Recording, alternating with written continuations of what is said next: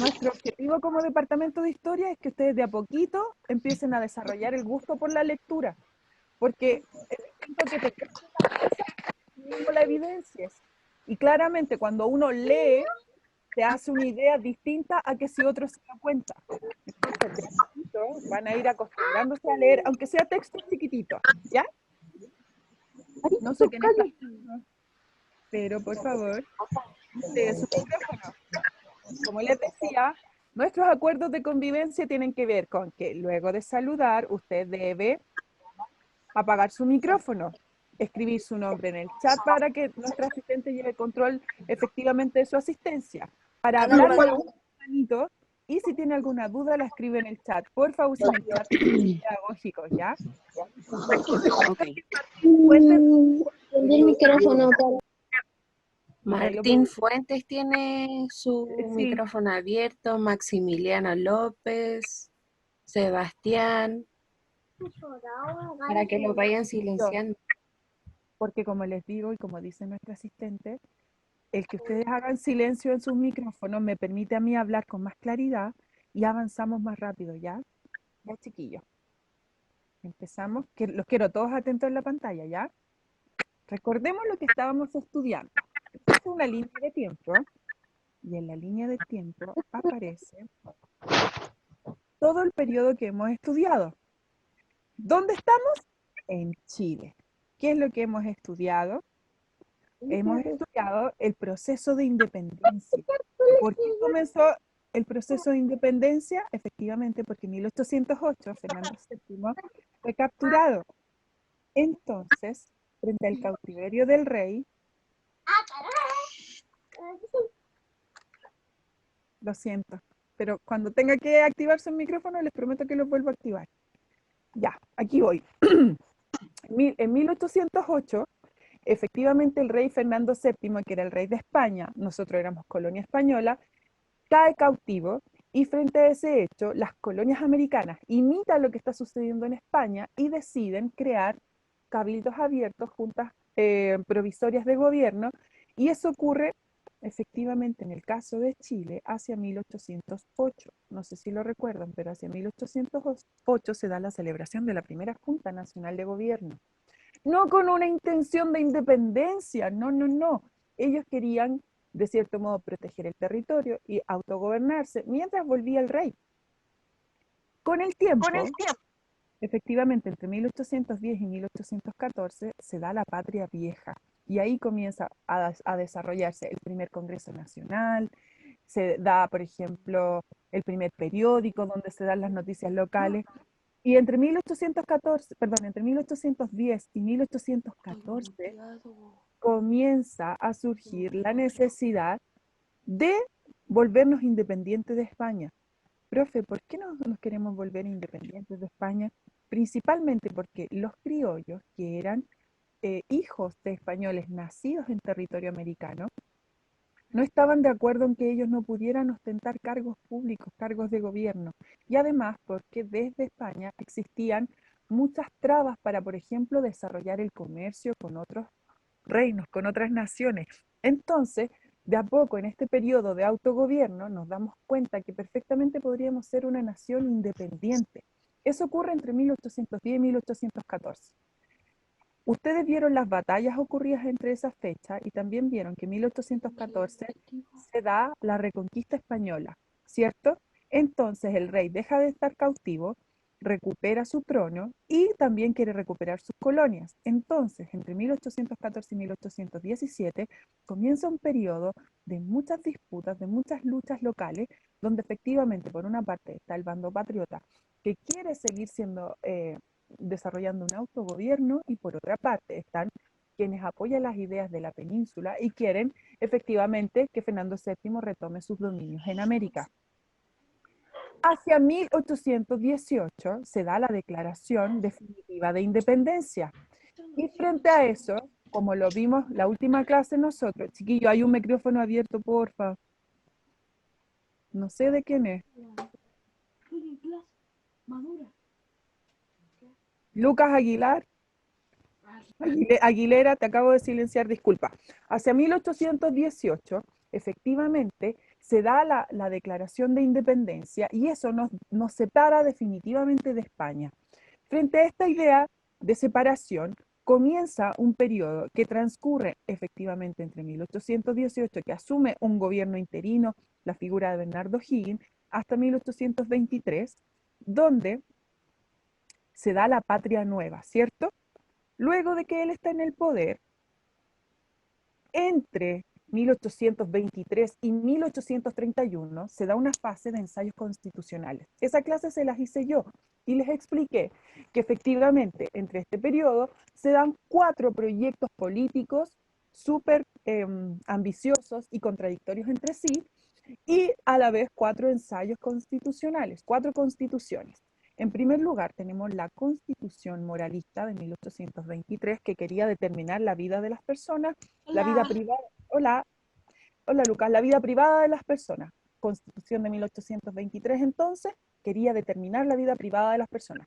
Constitución de 1826, Constitución Federalista, quería que cada provincia fuera independiente, tuviera sus propias autoridades y además pudiera administrar sus propios recursos. Esto no resultó porque habían provincias muy pobres. Entonces, claro, no era posible, no era viable desarrollar un gobierno federalista. Hacia 1828 se da efectivamente la tercera constitución, que es conocida como la Constitución Liberal de 1828, porque en ella por primera vez se dan a conocer derechos y libertades individuales de las personas, como el derecho a la reunión, el derecho a la propiedad privada, por ejemplo. Ahí llevamos 3. Y la cuarta y última constitución del periodo se conoce como la Constitución Conservadora de 1833, donde toma gran importancia la figura de Diego Portales, que fue lo último que ustedes estudiaron con el profesor Alberto la clase pasada. Chiquillos, quiero ver que están usando el chat con fines pedagógicos y que me están llevando el hilo de lo que estoy hablando.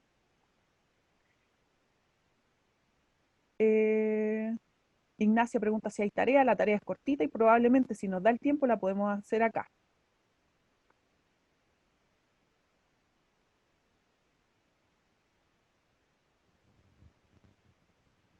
Entonces, como les iba diciendo, hay un mensaje bien bonito que me mandó un compañero, después lo voy a leer porque se dio el tiempo de analizar la situación de España junto a sus padres, entonces me interesa mucho leerlo, después lo voy a leer en detalle. Como les iba diciendo, hacia 1833 efectivamente se establece una constitución que va a durar por lo menos como constitución en sí hasta 1925. Sí, en la década de 1870 sufre reformas que de cierto modo la vuelven un poquito más liberal dentro de esta idea conservadora que tenía. ¿Ya? Entonces, quiero que se fijen bien en la línea de tiempo. Esto es todo el periodo que hemos estudiado hasta la fecha, hasta 1833, la figura de Diego Portales. Hoy vamos a hacer una tarea súper ambiciosa. Nos vamos a enfocar en abarcar el periodo de historia que va entre 1831 y 1891, chiquillos. Pasan muchas cosas.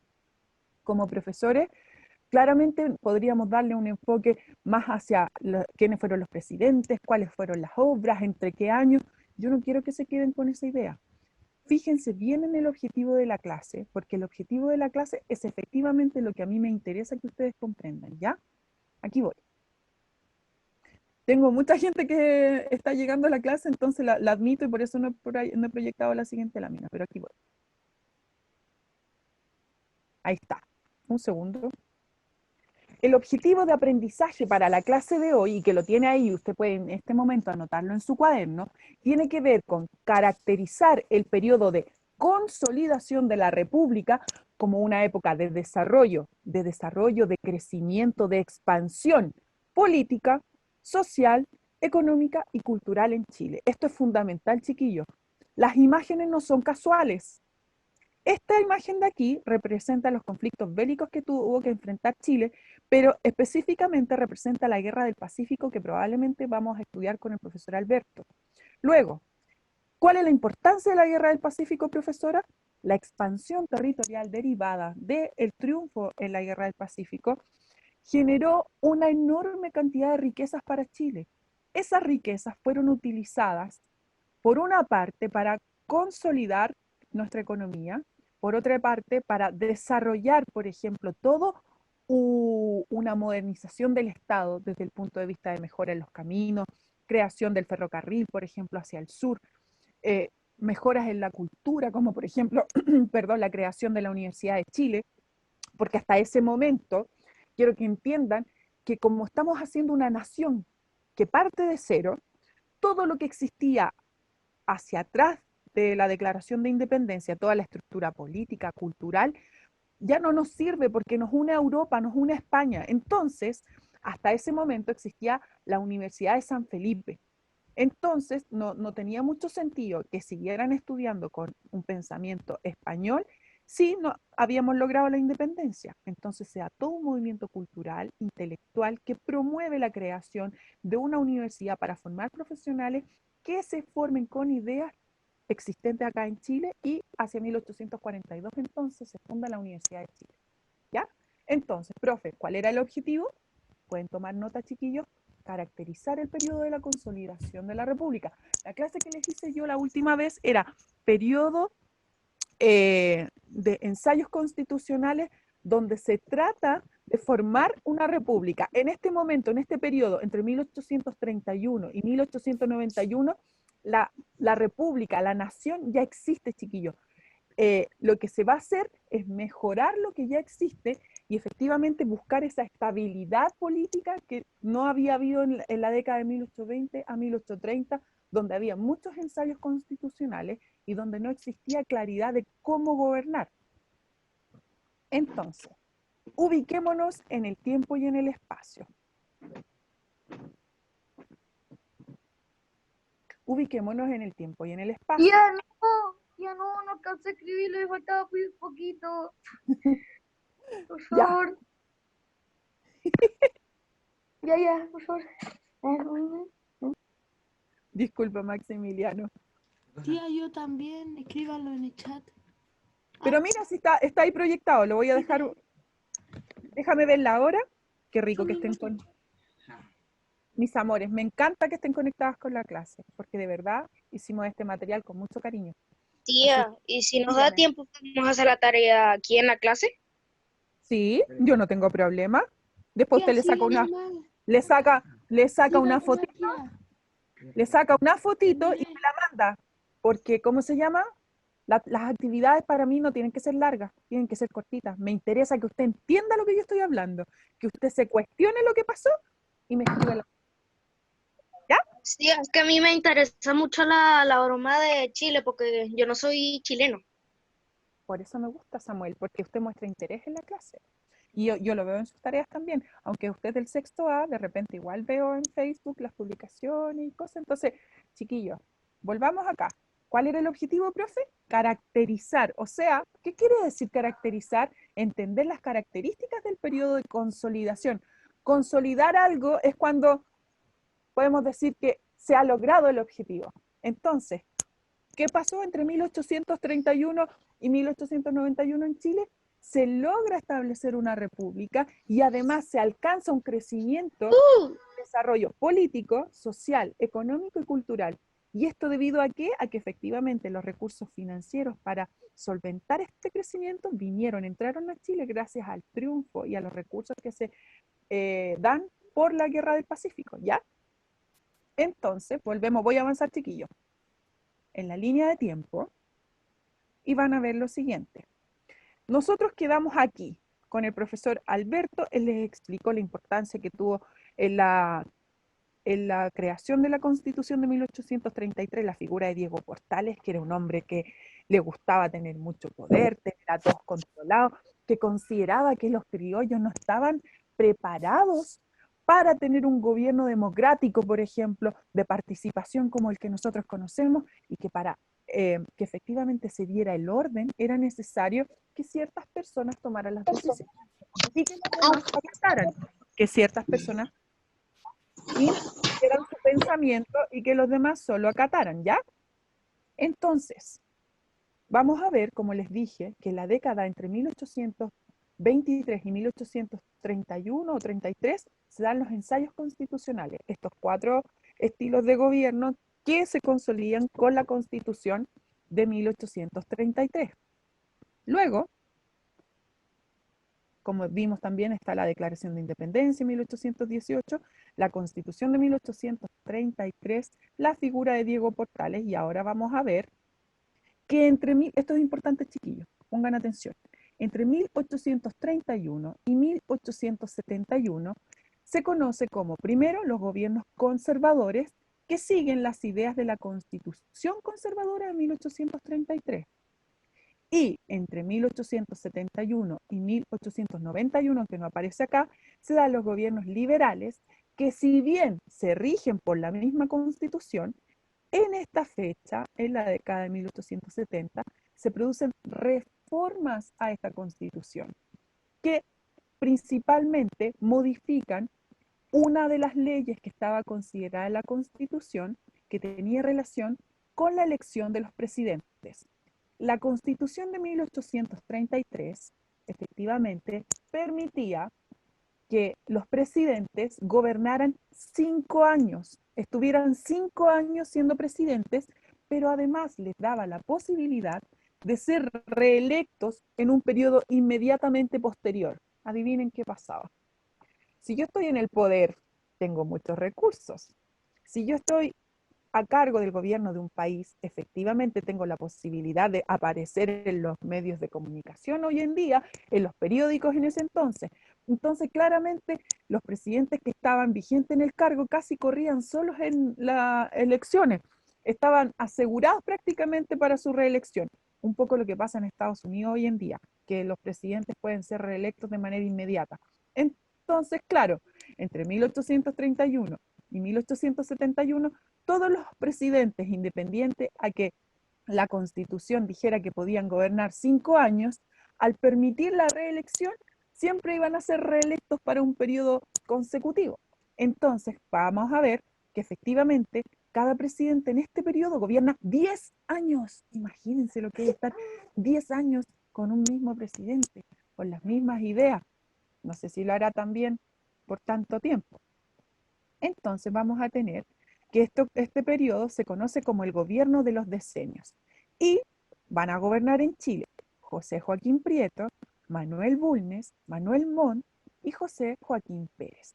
Los nombres no son tan relevantes, chiquillos. Los años tampoco. Yo quiero que ustedes entiendan qué procesos se dan en estos tiempos. Por ejemplo, que hay gobiernos conservadores y gobiernos liberales, como por ejemplo los que ustedes ven acá. Federico Errázuriz-Zañartu, Aníbal Pinto, Domingo Santamaría y José Manuel Balmaceda, que va a ser el último presidente de este siglo que estamos estudiando.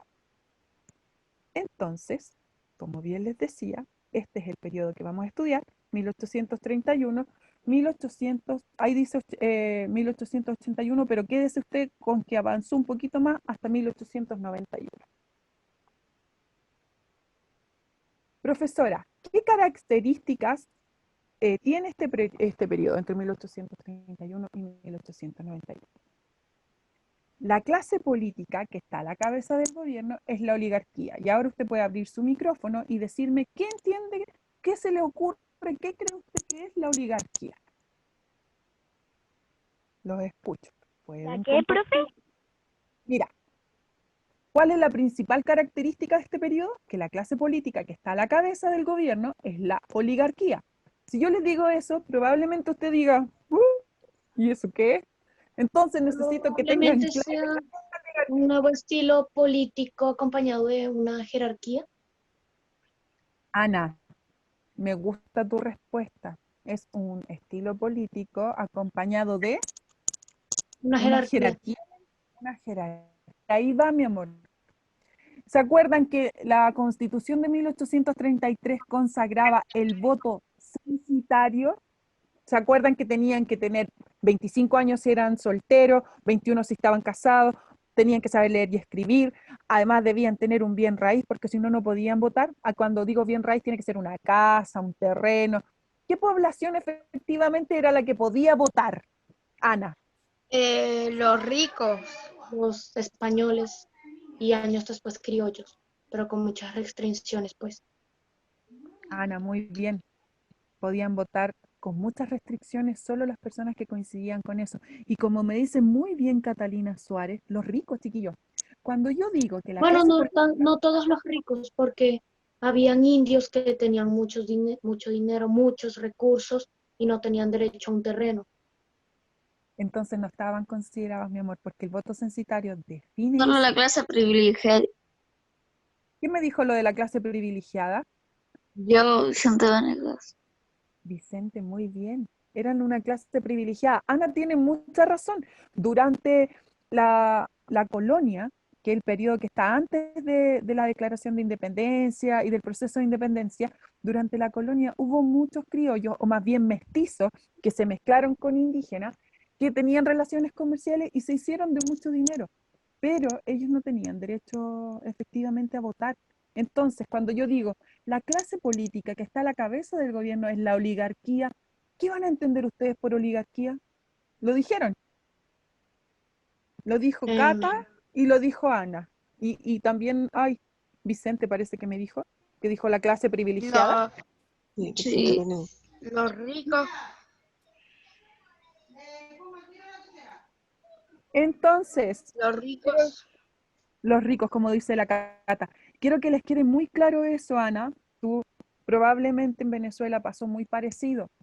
Si bien existen reformas, si bien se trata de integrar a la población de a poco, en la realidad quien gobernaba, independiente de si sus ideas eran más conservadoras o más liberales, quienes gobernaba era la clase privilegiada, la clase con recursos, la clase que sabía leer, que sabía escribir, que tenía tierras y no la gente común. Entonces, profesora, ¿cuál es la característica política del siglo XIX en Chile? Que gobierna quien tiene recursos. Así de triste, chiquillo. Gobierna quien tiene recursos. no es tan diferente a la realidad actual. Pero por lo menos hoy en día podemos educarnos, podemos ascender socialmente. En esa época había un Exacto. sistema que se llamaba inquilinaje, chiquillos. No se imaginen ciudades desarrolladas con mucha tecnología. No, no, no. La vida se daba mucho en el ámbito rural, en el campo, en la hacienda, en el contacto con la tierra, se desarrollaba mucho la agricultura, se tenía muchos hijos porque entre más hijos se tenía, eran más manos que podían ayudar a trabajar en el campo. Esa era la mentalidad de la época. Y con eso vamos a llegar casi como hasta 1950. Claro. Esa es la realidad en Chile y Y probablemente en gran actualmente parte de América también Latina. tú puedes hacer tu propio dinero. En la época la mayoría de tus recursos eran heredados de un padre. Exacto, muy bien, Ana. Además a eso usted súmele que en el sistema de inquilinaje, usted no era dueño de la tierra. Usted podía trabajar toda su vida y solamente era parecido al feudalismo. Solamente para tener la protección del señor patrón que era dueño del fundo, de la hacienda, del terreno, usted podía vivir ahí, podía cultivar, podía tener un poquito de Y en la excedente. hacienda de Simón Bolívar. Simón Bolívar Ajá. en Venezuela llegó a ser en su infancia el niño más rico de Venezuela, con más esclavos. Todos Más. sus esclavos vivían en su casa. Ujú. Eran muy bien tratados, su madre amaba a sus esclavos como si fueran de su familia, pero sin duda también los hacía laborar como tal. Probablemente en términos materiales, esas personas que les servían no tenían la posibilidad de decir, esto es mío, ¿cierto? Si bien podían vivir mejor que otros, no podían decir, esto me pertenece y esto yo se lo voy a heredar a mi hijo. Todo el esfuerzo, todo el trabajo de toda mi vida lo va a disfrutar mi hijo, como hoy en día sí es posible, en esa época, Lo ¿no? único que se heredaba era el trabajo. Al tener un hijo en tu estando en servicio a un Ujú. patrón, el niño tenía derecho a trabajar. Si tú lo querías poner a trabajar, lo ponías a trabajar. Excelente, Ana. Entonces, cuando yo digo la clase política que está a la cabeza del gobierno es la oligarquía, ustedes, si bien van a entender que durante el siglo XIX se configuran dos tendencias políticas muy marcadas, los liberales y los conservadores, en la realidad ambos grupos sociales pertenecían a la misma clase social, que era la clase adinerada, la clase que tenía acceso a la educación, la clase que tenía riqueza, y el pueblo, nosotros, por ejemplo, no habríamos tenido acceso ni a votar, ni tampoco a participar activamente en la política o en la vida pública. ¿Sí? ¿Me entendió, Ana? ¿Me entendieron? Sí, sí. Perfecto, avanzamos. Otra de las características de la Constitución de 1833 era que le atribuía una gran cantidad de poder a la figura del presidente de la República. En nuestra Constitución actual, que es la de 1880, Una de las razones por las que se quiere modificar es porque efectivamente la figura del presidente también ostenta una gran cantidad de poder. No sé si alguna vez han escuchado sobre la división de poderes. Existen tres poderes o tres funciones El del poder. judicial, el A ver, dale, legislativo Ana. y el judicial, legislativo y Eje- el último. Judicial. el Judicial, eje- legislativo y no, ejecu- ejecutivo. Muy Ejecutivo. bien. Efectivamente, existen esas tres funciones del poder de quien lleva un gobierno. Por una parte, el ejecutivo, que es el presidente, luego el judicial, que es quien hace las leyes, y luego el legislativo, perdón, quien aplica las leyes es el judicial, y luego el que las hace, que es el legislativo. En esta época, supuestamente en un estado democrático donde todo funciona bien, existe un equilibrio de esos tres poderes, como 33, 33 y 33 que hacen la torta del 100. Pero en esa época no ocurría eso. En esa época, el gobierno concentraba, la figura del presidente de la República concentraba mucho poder. El Congreso era muy débil. Entonces, de a poquito se hacen reformas a la Constitución que ocurren en la década de 1870 que le van disminuyendo las atribuciones y el poder excesivo que tenía la figura del presidente, ¿ya? Como les dije, efectivamente, hace 1870 también se deja de permitir la reelección inmediata, que era lo que había ocurrido durante los gobiernos de los decenios, ¿ya? Eso por una parte. ¿Cuáles son las dos características políticas que vimos dentro de este periodo? Primero, que gobernaba la oligarquía, y Pero, segundo, que el presidente ostentaba mucho poder. ¿Sí? ¿Me entiendes? profesora, no Dígame. entiendo quién daba tipo la orden de reelección del presidente. Tipo, ¿era el rey Ah, de España o era el pueblo criollo no. español? Anita, cuando yo les digo que existieron 4 documentos, 4 constituciones, es porque una vez declarada la independencia, todas las normas jurídicas que tengan que ver con la administración del gobierno van a estar consagradas en la Constitución. Eso ocurre hasta el día de hoy. Sí. Entonces, cuando logramos la independencia, efectivamente, comenzamos a ensayar constituciones, comenzamos a ensayar documentos que van a determinar la administración general de los gobiernos y llegamos a 4, el de 1823, el de 1826, el de 1828, el de 1833, que fue el último y el más serio y estable durante todo el siglo XIX.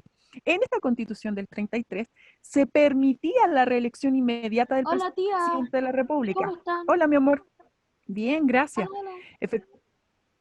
Efectivamente se permitía la reelección inmediata.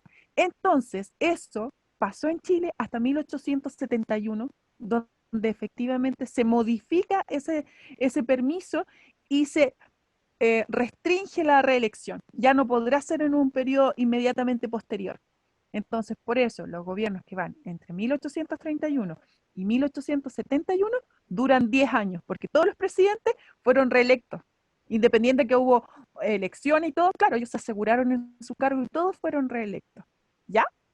Claro. Entonces, profe, ¿cuál fue la característica política? Primero, que gobernó la clase privilegiada que tenía recursos, que era la oligarquía, y segundo, que el presidente de la República tiene mucho poder en desmedro del Congreso, que hacía las leyes, y en desmedro del Poder Judicial, que eran los tribunales que impartían justicia. Además, otra característica muy, muy importante es que se dan conflictos bélicos, guerras inclusive, a nivel interno y a nivel externo. A nivel interno se dan 2 guerras civiles. Profe, ¿qué es una guerra civil? Una guerra civil es cuando se enfrentan 2 bandos opuestos que viven, que son de origen de un mismo territorio. Conservadores y liberales se enfrentan en guerras civiles 2 veces en Chile, en 1836 y en 1839. ¿Sí? Eso quiere decir que a pesar de todo el esfuerzo que se hizo, igual ambos bloques, conservadores y liberales, peleaban por estar a la cabeza. ¿Sí? No se imaginen como que todo fue como una taza de leche, porque no fue el caso. Y además, en el caso de... Un segundo, perdón, me equivoqué en los años. Las guerras civiles fueron en 1851 y 1859. Y para el caso de conflictos bélicos externos al territorio nacional, se dan dos también. Uno se conoce como Guerra contra la Confederación Perú-Boliviana. Y esa sí que fue entre 1836 y 1839. Y la otra es la Guerra del Pacífico, que se da entre 1879 y 1884. ¿Ya? Profe, ¿qué consecuencia? ¿Por qué me está enseñando guerra? ¿A quién le interesa la guerra? Además del profesor Alberto, que las ama. Bueno, nos interesa estudiar los conflictos bélicos porque gracias a haber vivido estos dos conflictos externos, primero surge un sentimiento nacionalista. Por primera vez no pensamos en un sentimiento de toda América unida, sino que nos enfocamos en ser nosotros distintos y tener nuestra propia identidad. Más que nunca se agranda la figura de la bandera, del roto chileno, de la música, por ejemplo, de las costumbres, como nunca nos identificamos con lo local, por una parte, desde el punto de vista cultural.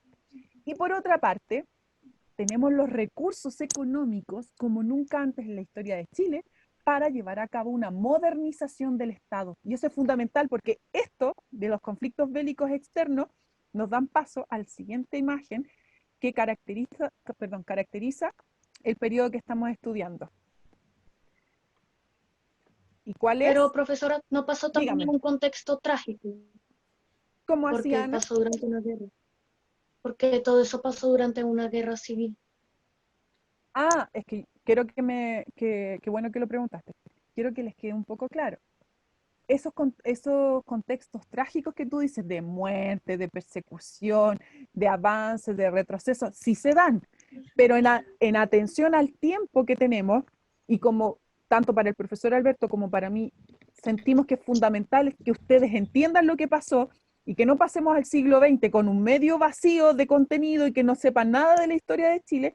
Yo no voy a hacer énfasis en lo que pasó en el detalle en estos conflictos, pero por ejemplo el profesor Alberto sí está viendo la posibilidad de estudiar con ustedes las fases de la Guerra del Pacífico, que efectivamente fueron súper interesantes, hubo muchos cambios, se ganó territorio en el norte como nunca antes lo habíamos pensado. De hecho, nuestro principal recurso actual económico, que es el cobre, el principal yacimiento de cobre está en el norte y antes esa parte no pertenecía a nosotros. ¿Te das cuenta, Ana, la importancia de haber ganado esa guerra? Claro. Entonces, claro, él sí le va a dar el énfasis que necesita esa clase. Pero en esta clase puntual, lo que a mí me interesa es que ustedes entiendan las características del periodo en general. Vimos las características políticas, dijimos que gobernaba la oligarquía y que el presidente ostentaba mucho poder. Vimos también las características en relación a los conflictos que se dieron en el periodo, y ahora nos toca ver que gracias al triunfo de la Guerra del Pacífico, desarrollamos por una parte el ámbito político, lo económico, lo social, lo cultural. Lo primero fue la promulgación del Código Civil en 1855. Creo que fue el segundo, creo que el de Bolivariano fue el primero. Y esto es súper importante, ¿por qué? Porque la Constitución de 1833 nos decía, ¿alguien está hablando?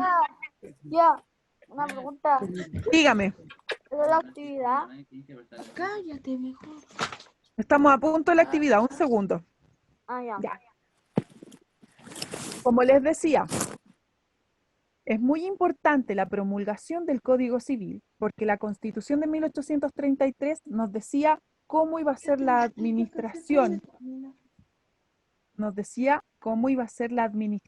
del Estado, pero no nos decía cómo se iban a relacionar las distintas personas en un ámbito privado. Por ejemplo, si yo quiero formar una empresa, si yo me quiero comprar un terreno, si yo me quiero casar, si yo quiero todas las relaciones privadas, no había una ley que regulara todo eso. Entonces, hacia 1855, con la creación, la promulgación del Código Civil, se reglamentan y se establecen todas las relaciones comerciales entre privados. ¿Me entienden? Hoy en día el código, de hecho, este código sigue en vigencia hasta el día de hoy. Si usted, por ejemplo, tiene hijos, la relación que va a tener usted cuando está casado con sus hijos está reglamentada en el Código Civil. Si usted quiere hacerse de un terreno, De todo eso creo que se encargaba la iglesia. La iglesia exactamente, guardaba todos esos registros. Los sigue exact- guardando, pues. exactamente, Solamente que ahora están creo que en propiedad de gobierno. Para allá voy, muy bien, Ana. Este fue el primer paso en que el Estado se comienza a separar de la iglesia, porque antes todas las relaciones eh, comerciales, del tipo de matrimonio y todo eso lo veía la iglesia. Muy bien, Ana. Entonces, eso por una parte, quiero que se den cuenta la importancia de esto, porque antes existían leyes, pero las leyes eran españolas. Entonces, si nos habíamos independizado, ¿qué sentido tenía que siguiéramos usando las leyes de España? Entonces, se promulga el Código Civil en 1855. Por otra parte, esto para mí, chiquillo, es la esencia de la clase, lo fundamental. Se fomentó la educación. Profe, pero ¿qué consecuencia trae en la realidad que se fomente la educación? ¿Se acuerda usted que solo podía votar el que sabía leer? ¿Les parece entonces que el primer paso para la universalización Celi. de la educación y para igualar el acceso a No, las votaciones no me deja a mí solo.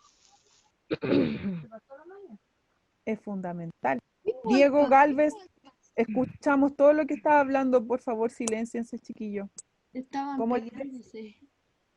Lucas, como les decía, se fomentó la educación a través de la fundación de la Universidad de Chile, porque antes existía la de San Felipe, que era la de España. Entonces se promulgó, esto es fundamental, la Ley General de Instrucción Primaria en 1860. Hacia 1860, por primera vez en Chile, se discute la necesidad de crear una educación pública que fuera gratuita. Eso es un cambio de paradigma, chiquillo. Antes la gente con recursos era como, sí, nosotros elegimos nuestras autoridades, nosotros elegimos nuestros representantes y el pueblo solo debe trabajar y obedecer. Con esta creación de la ley general de educación primaria, se abre la posibilidad de que la gente común tenga acceso a la educación. Y eso es un cambio en la historia de Chile. Bueno, esto ocurre a nivel de América en general. De a poquito, Sí, unos un porque, poco antes, otro profesora, después. también Dígame, fue el Lucas. inicio de varios colegios, porque antes la educación era un Y hay profesor la privado actividad. que iba a la casa 2, 3 días de la semana a la casa de los niños criollos o españoles para educarlos. Exacto, Ana. Cata, dame un segundo, me queda una lámina y llegamos a la actividad. Pero si pongo tanto énfasis con esto, es porque la actividad trata de esto. Ya, seguimos. Entonces, dijimos que se había desarrollado la cultura a través del acceso a la educación con la promulgación de la Ley General de Educación Primaria. Otro ámbito tiene que ver con las obras públicas y los avances en la comunicación terrestre en las distintas zonas del territorio. ¿Se les ocurre por qué? ¿Por qué creen ustedes que se fomentó el desarrollo de las obras públicas, la construcción de ferrocarriles, de líneas telegráficas, de redes de alcantarillado, de agua potable, de iluminación pública? Todo eso ayudó al bienestar de la gente. Pero, ¿por qué querían efectivamente crear el ferrocarril? ¿Qué se les ocurre? ¿Se imaginan por qué? No he visto el chat, a ver, no quiero llevarme una mala sorpresa. Para transportarse mejor en vez de estar caminando. Es una muy buena respuesta, efectivamente, si nos enfocamos desde el punto de vista económico. Si somos un país que netamente tiene recursos de la agricultura y de la minería, esos recursos se tienen que transportar. Tiene mucho sentido lo que está diciendo usted. Otro elemento fundamental tiene que ver con lo que dijo Ana sobre el ejercicio de las leyes laicas. Laico quiere decir alejado de la iglesia, tomar decisiones que no involucren a la iglesia. Y en 1883 se da en Chile por primera vez la ley de registro civil, de matrimonio civil y de cementerio laico, porque hasta ese momento, si usted se moría y no era católico, no tenía dónde ser sepultado. Si usted se quería casar de manera civil, hacer un contrato civil de matrimonio distinto al de la iglesia, tampoco lo podía hacer. Y el registro, como bien dijo Ana, estaba a cargo, el registro de nacimientos cuando nacía gente, estaba a cargo de la iglesia. En esta época, efectivamente, se crean las leyes laicas en que se crean instituciones a cargo del registro de este tipo de situaciones distintas a la iglesia. El Y único acceso que tiene la iglesia a los registros de nacimiento es el bautizo, creo. perfecto, Ana. Y Y ahora, por último, tía, pues ahora no es necesario porque se pueden casar dos personas de distintas religiones, pues, católico y evangélico, algo así. Se Muy pueden bien. casar juntos, po. Efectivamente, en esa época no se podía. Perfecto, Tenía- Cata, Tenían que cambiarse. estoy, Aunque también exacto. actualmente ya está más el criterio de la familia, como el tema de los ortodoxos. Se puede Muy bien. casar un cristiano con una ortodoxa, pero probablemente la familia ortodoxa no lo querrá. Pónganme atención en lo último que es súper importante, muy importante. Mientras fuimos colonia de España, no había tanto riesgo porque los españoles no permitían que otras naciones u otros reinos llegaran a nuestro territorio nacional, lo que hoy en día conocemos por Chile. Entonces, estábamos de cierto modo resguardados. Pero luego que nos volvimos independientes, corríamos mucho riesgo que algún país quisiera hacerse de nuestro territorio. ¿Sabían ustedes que hacia 1880 llegó un señor que se declaró el príncipe de la Araucanía?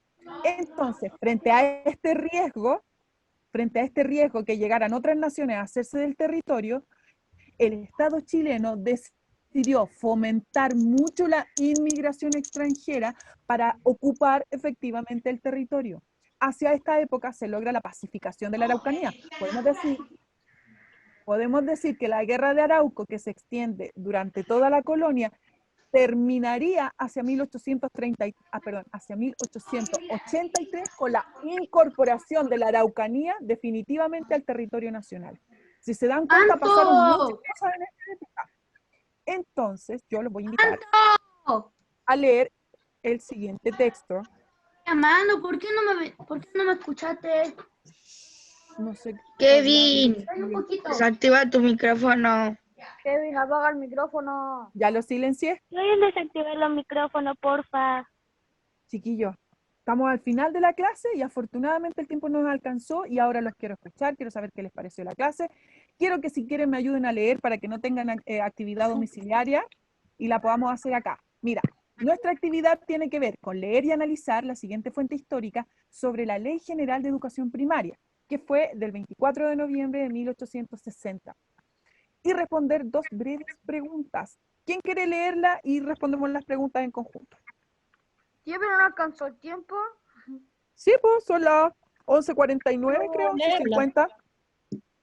Chiquillos, les digo que tenemos la posibilidad de extendernos por lo menos hasta las 12, así que 9 minutos nos da perfecto para contestar las 2 preguntas, son cortitas. ¿Puedo ¿Ya leerla? quién lo lee? Sí, dale. Análisis de fuentes. Ley General de Educación Primaria del 24 de noviembre de 1860. Uno de los aspectos centrales del debate fue el número de escuelas que debían crearse. Quienes rechazaban la ley argumentaba que la distribución de la población mayoritariamente rural hacía imposible crear 1.000 o 1.500 nuevas escuelas primarias. A lo largo del territorio, pues se creía que eran muchos los recursos invertidos, sin tener la certeza que los niños en edad escolar efectivamente asistieran a clases. Otros tenían el discurso del desinterés de las familias populares por enviar a sus hijos a clases como consecuencia de la ignorancia generalizada en esto. Sectores que les impedían apreciar los beneficios que aportaría a la escuela, prefiriendo enviar a sus hijos a laborales agrícolas y así asegurar un adecuado ingreso a la familia. ¿Qué les A parece el partir de la texto? lectura comprensiva del texto, ¿consideras importante que los niños y niñas tengan acceso a la educación? Porque si tuvieras la posibilidad de crear una ley que favoreciera la enseñanza de los niños y niñas, ¿qué elementos considerarías necesarios que fueran incorporados? Vamos, los escucho. Y quiero verlos también. ¿Qué me dicen ustedes? ¿Qué le pareció el texto que leyó la compañera? Informativo. Muy bien. ¿Se dan cuenta cuál era el problema que presenta? Sí, Sí. como de las construcciones de la escuela. Perfecto. También Dice que Ujú. algunos padres preferían llevar a sus hijos a centros agrícolas para que trabajaran en vez de enviarlos a estudiar. Ujú. ¿Y qué les pasa a ustedes? ¿Están de acuerdo o en desacuerdo con eso? Entonces algunos, Con el trabajo infantil. No. Ya respeto entonces la algunos política. padres yo creo que pensaban más en que su hijo se encontrara un trabajo tan chicos, en vez de que tuvieran una educación y que fueran algo mejor que eso, que agricultores. Muy bien, Catalina. Entonces, ¿qué dicen Bueno, ustedes? en el tiempo se ha visto pues reflejado que en esa época los trabajos no eran tan abiertos como ahora, que puede ser un doctor. No, allá solamente tenían acceso a esas posibilidades de trabajo los niños ricos, los niños españoles y criollos, Ujú. pero no podía llegar un niño con sangre indígena o con sangre afrodescendiente a ser un doctor. Sería completamente mal visto y tal vez ni siquiera permitido. Entonces, ¿consideran ustedes importante que los niños y niñas tengan acceso a la educación? ¿Que se puedan educar? Sí, Sí, pero sin sí, duda es también hay importante. partes en el mundo, Claro. partes de Europa que varios niños hacen, bueno, no niños, ya entrando a la edad de preadolescencia, hacen como protestas porque quieren empezar a trabajar, porque cierto familiar no puede trabajar, necesitan ese dinero y es algo que tal vez necesite más soporte del gobierno, Ujú. como algún tipo de manutención, para que los niños puedan estudiar correctamente, sin preocuparse por los temas monetarios. ¿Se dan cuenta de la importancia de educarse, chiquillos? No les dije, pero a partir de 1870 se comienza a trabajar en el voto universal. Entonces, efectivamente, no solo el que tiene riqueza va a poder votar. Es un trabajo que se da hasta 1920, es como 50 años de legislación donde se permite el voto universal y que todos puedan votar. Pero para la época, que la discusión sea que la gente no va a valorar la educación, por ejemplo, o que no está bien invertir tantos recursos en hacer 1000 o 1500 escuelas porque no se sabe si los niños van a ir. Les pasa un poco, si ustedes tuvieran la posibilidad en la actualidad, en el presente, de crear una ley que favoreciera la enseñanza, ¿qué elementos incorporaría en esta ley? Yo ¿Cómo se lo imaginan? incorporaría, Ujú. Enseñanza obligatoria. sí, pero también también sí le daría un tiempo para que pudieran desestresarse, porque si estás todo el día en una sala y no salir al recreo, es como muy interesante, y así 5 días de la semana, y no es necesario que sean todos los días de la semana. Es como, yo lo dejaría tal cual como está, pero con más seguridad en los colegios, como que Ya. no, Yo creo que como tal que no vez hicieran maldades. Creo. Biblioteca abierta por los que quieren ir. Me gusta su respuesta, Cata. Eso de la biblioteca abierta. ¿Sabían ustedes que el modelo de enseñanza del profe hablando y los Creo que alumnos tal vez escuchando lleva incorporaría muchos años? que hay que dar una clase de economía. ¿Qué? Wow. Ana, ¿cómo? Ana, te Creo que quedaste también pegada. habría que dar una clase de economía. Enseñanza gratuita y obligatoria. Que creo que también habría que dar una clase de economía y asistencia pues obligatoria también. ¿Por qué crees que deberíamos dar una clase de economía? Me interesó lo que dijiste. De Porque economía. actualmente la economía es muy importante, ya que pues Para que supiéramos hay administrar nuestros niños, bienes. exacto, para que hay que ¿Quién saber dijo eso? administrar el dinero, también deberían Yo me enseñar siento a partir de tercer grado cómo abrir una Para cuenta eso de está banco, matemática. cómo hacer un cheque de forma correcta, Mire, tía, yo cómo encontraría que administrar las bienes, personas, dinero, herencia.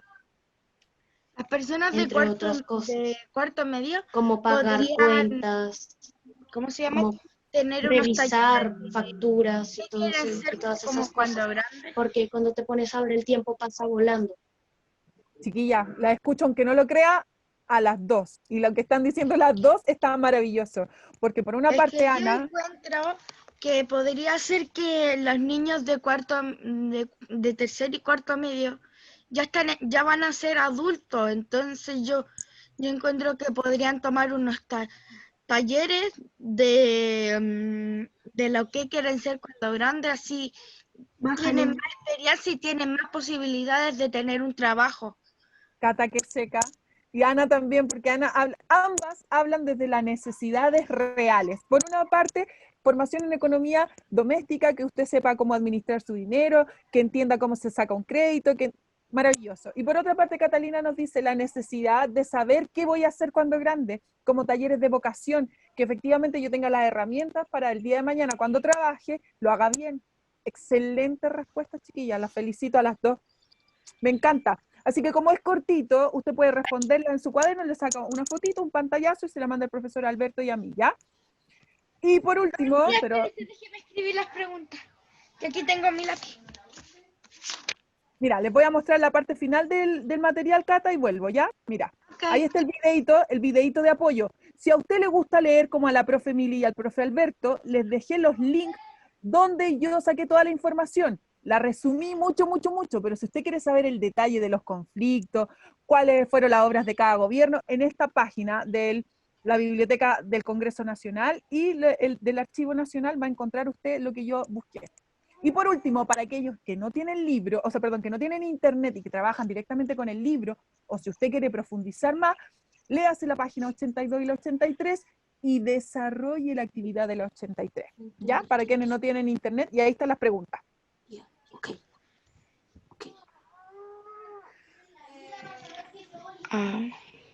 Catalina, sácale una foto, una captura de pantalla. Sí, la comparto. No, es que yo estoy por computadora. Mis amores, estamos en la hora. Yo tengo captura. Entonces, sácale una foto o después van a subir el eléctrico. Espero que les haya agradado la En clase. computadora también se puede sacar capturas de pantalla. Profe, Dígame. si yo pusiera una regla en el mundo actualmente, Quiero escuchar sería a Kevin. la pregunta. La igualdad de género. Qué bonito. Porque Son las 12. las mujeres pelean mucho por la igualdad de Nos género. vimos. Mínimo yo pondría eso. Kevin, te felicito, porque efectivamente, un segundo, como lo dice Kevin, todos los contenidos están pensados desde los hombres. Hace alrededor de 5 años se empezó a investigar que también hay heroínas, que también hay médicos que son mujeres. Creo que ya también para hay eso abogadas, se tomó etcétera. una acción hace muchos años, bueno, no hace muchos años, pero más o menos después de la independencia se sacó la ley Violeta, pues. Ajá, muy bien, la felicito. Tía, le quiero Oye, hacer una pregunta. dígame. Antes las mujeres no podían trabajar. Ni votar. Y el Código Civil consagraba la figura de la mujer como la de un niño. Éramos incapaces relativas hasta 1990. No podíamos tomar Antiguamente las decisiones mujeres económicas. Antiguamente Tía, las mujeres cuídese. participaban en la casa y los hombres trabajaban. Ya. Ya. Gracias. Chao. A ustedes, Que espero se su podía, pero trabajo. con el permiso de un hombre. Sí, muy Ya, bien. yo respondí en la clase. Anita, Adiós, tía. Catalina, gracias por ayudarme en la clase. Un besito. Chao, Dios 4. Que tengan una linda mañana o tarde, ya bueno, ya es tarde. Que les vaya bien, nos vimos.